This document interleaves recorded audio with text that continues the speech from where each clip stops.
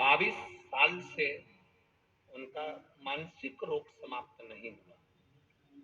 प्रतिदिन दवाई खाते हैं, ठीक से सो भी नहीं पाते थे।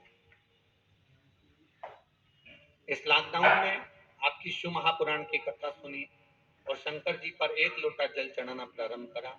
एक बेलपत्री चढ़ाती, रेवती देव महादेव को चढ़ाना प्रारंभ करा। आप कहते हो सारी समस्या का हल 1 लोटा जल है, तो मैंने भी सोचा कि अब लॉकडाउन में कथा आ रही है, कहीं जा नहीं सकते, और पति 22 साल से मानसिक रोग से ग्रसित थे, सोते नहीं थे, रात भर जगते रहते थे। हरकतें मानसिक रोग वाले व्यक्ति की क्या होती है ये आप भी जान सकते हैं। 22 साल से ये ग्रसित थे। तब मैंने शिव जी पर 1 लोटा जल चढ़ाना प्रारंभ करा, एक बेलपत्री चढ़ाना प्रारंभ करा, और वो बेलपत्री चढ़ाकर लेकर आती, शिव जी का चढ़ा हुआ जल में लेकर आती और उनको देना चालू करा। कई बार उन्होंने नहीं भी खाया तो भी मैंने उनको खिलाया। बेलपत्र खिलाकर पानी पिला देती है।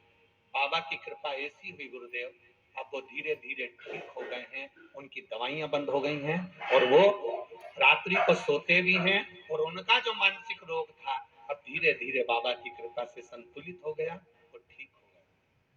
गुरुदेव, मेरा एक पुत्र है, पिछले 7 वर्ष से उसकी नौकरी मेरे घर से बहुत दूर थी।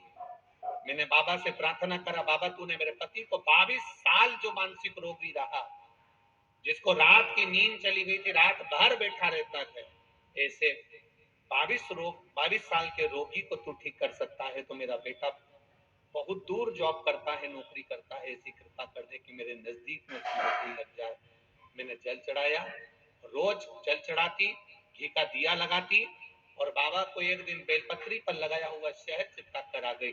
गुरुदेव, जिस दिन लगा कर आई उसके 15 दिन बाद ही मेरे बेटे का नौकरी में ट्रांसफर हो गया और मेरे गांव के पास में उसकी नौकरी हो गई। मैं बाबा को धन्यवाद देने के लिए आनंद करो। श्री शिवाय।